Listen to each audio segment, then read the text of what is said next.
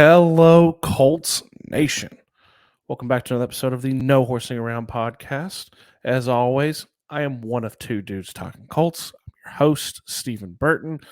And on today's episode, you guys, the title kind of says it all. Carson Wentz, Comeback Player of the Year. It's a great question. Kind of the antithesis of the reasoning behind this is we know how bad he played last year, how well he's playing this year. And also, we were lucky enough to you're going to get my opinion. You're going to get my thoughts on it. You're going to get some stats a little bit on this, on why I think he is potentially going to end up being the comeback player of the year. But why hear from me when, because of you guys, and because you guys helping us out with the amazing stuff we always talk about like, share, subscribe, comment, help us, help you, join the family, subscribe, drop it in the comments, tell me what you think, all those great things. We've kind of built up a little bit more credibility. And the joke I have is hang in there on this episode with me. We're going to get to it pretty shortly, but let's just go to the source. And you're gonna see that I had a chance to have a little bit of media availability today with head coach Frank Reich and actually ask him what he saw, what he has seen from Carson this year, and what they've done to improve his stats from last year. So you're gonna hear it from the man, you're gonna hear it from the head coach. So that's really freaking cool. So let's kind of jump right in, like we always do. Carson Wentz, Comeback Player of the Year. You know, I think there's a very real possibility that if he kind of stays on this trajectory, he could potentially win it. It's something we talked about in the preseason and the off season when we made the trade for him. Is we would be looking for that. So let's kind of run down some numbers for you guys to kind of put it in perspective, put it in the mind's eye, the third eye, and kind of be able to see. So check down at the bottom of the screen. You're going to see it scrolling. So last season, Carson only played 12 games. He got benched for the final four games. He had 2,600 yards passing, 16 touchdowns, 15 picks. And like I said, he got benched. Then they moved to Jalen Hurts. And then they moved off of him in the offseason, which is why he's with the Colts now, right? Horrendous. There was talk. Is he broken? Are his mechanics broken? Right? Is he mentally broken? Is he mentally weak? Can he bounce back? Then the trade to the Colts. Everything's on his shoulders. If he doesn't perform now, his career is over. So much expectation for him, but also at the same time, none, because it's always blown my mind. I've talked to Kelly Green. I've talked to other Eagles fans. He's such an easy target. It's kind of very interesting for me to watch that now. But we had all this going for him, right? So how has he looked thus far through 9 games? Again, check it on the scroller at the bottom. Through the 9 games right now, 2,100, just shy of 2,200 yards passing, 17 touchdowns and 3 picks.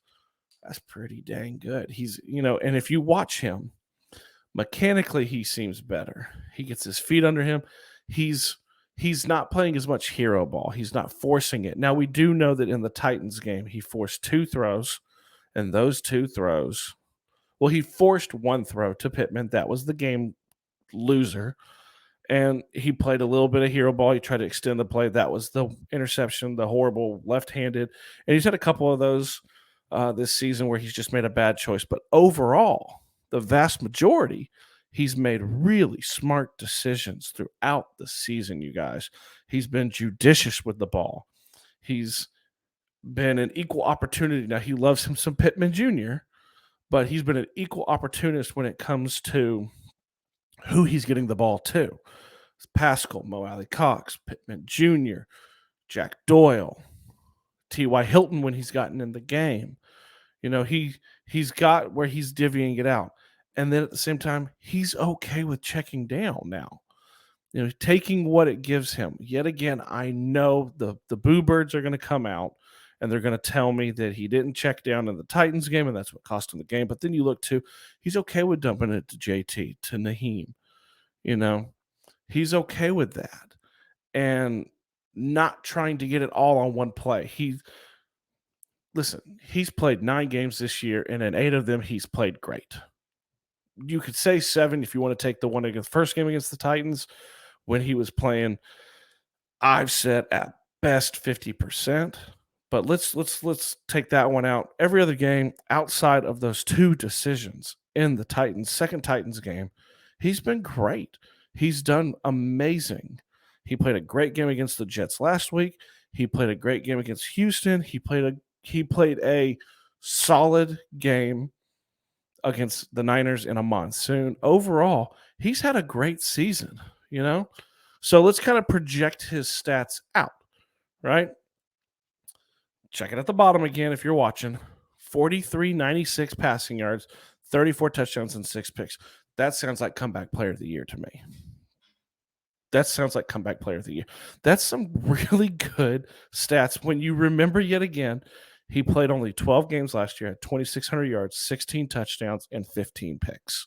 Dude, it's what Reich does too with quarterbacks, okay? It's what he does. He just works with them and he gets it. And he's able to work with them. So, like I said, I want to make sure that we get to this quickly, and then we'll kind of do a little bit of round out at the end. Is we were lucky enough, no horsing around, myself, was lucky enough to have a chance to talk to Coach Reich today in a little bit of media availability. You'll hear my question, and then you kind of get to hear his answer. So let's just go straight to the man. Stephen Burton, you're up. Sorry, I thought I hit the unmute. Sorry, Coach. So it's well documented that Carson is, 4th different starting quarterback to start the season, but it's also, I feel like it's almost under documented the amount of work that you've put in with the quarterbacks that you've had, as opposed to the season before they came, and then when they came to you with the turnovers and the interceptions, how they go from almost career highs to career lows. Carson specifically going down to 3 interceptions. I'm just curious what it is that you focus on with them, Carson specifically, to kind of focus in with that. Yeah, no, I appreciate that, Stephen. We take a lot of pride in that. I mean, first and foremost, it's a collaborative approach, right? I'm very involved in the process, but it starts with the player. It starts with the player's commitment to get better. And Carson walked in the door with an attitude of, I'm going to get better. I want to be the quarterback that this team needs, and I'm willing to do whatever it takes to do that. And so when you get a play, and I said this earlier in the year, he was really smart in using this opportunity, the change of scenery, the change of teams, to really hit the reset button and to, in a sense, not start completely over, but hey, let me work on the fundamentals, let me focus on the basics. And so that's what we've done. It's really been a collaborative approach, where it's myself, it's Marcus Brady, it's Scott Milanovich, the quarterback coach, Parks Frazier, the assistant quarterback coach, and even Press Taylor is involved in this. And we all together with Carson, work together on, Stephen, the fundamentals and technique just to become more accurate. So, right, in throwing interceptions, some of it's accuracy, a lot of it's decision-making. So we're going to get every aspect of that. It's going to be the management of the game and understanding situational football. So, we work mechanics, fundamentals to work supreme accuracy. We talk about good decision-making, working through the progressions, understanding what our progression is, understanding that, hey, we know you're a gunslinger. We want you to take deep shots, but we have to be smart too and know when to do that and how to do that. And he's embraced all that. Carson's taken leadership in it. Listen, I give the player always gets, the most attention and most praise on when you make when you make this change like he's made. So it's a testament to his work ethic and his mindset to get better. And we all play a role in it. But, we're halfway through the season, and I think we've made some good progress, but we still got half the regular season to go. And we need to make sure we stay on this track and continue to get better. So, there you have it.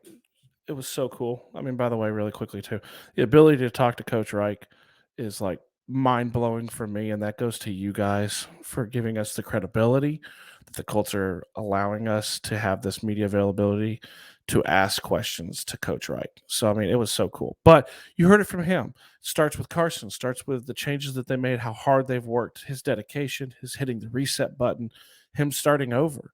But you also, I love at the end too that Frank said that it's still halfway through the season. There's still more work to be done.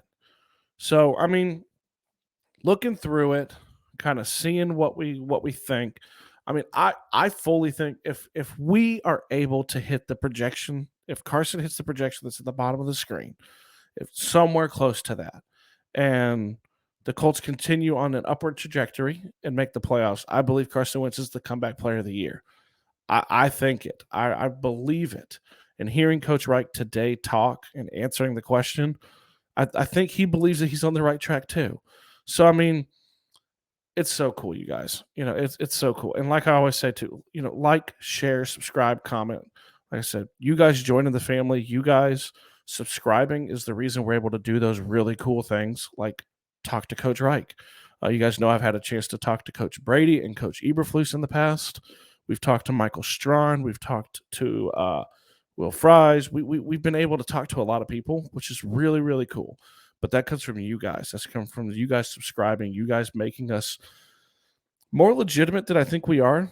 We always joke that we're just two dudes talking Colts. So I want to thank you guys for that, for allowing me to do those things.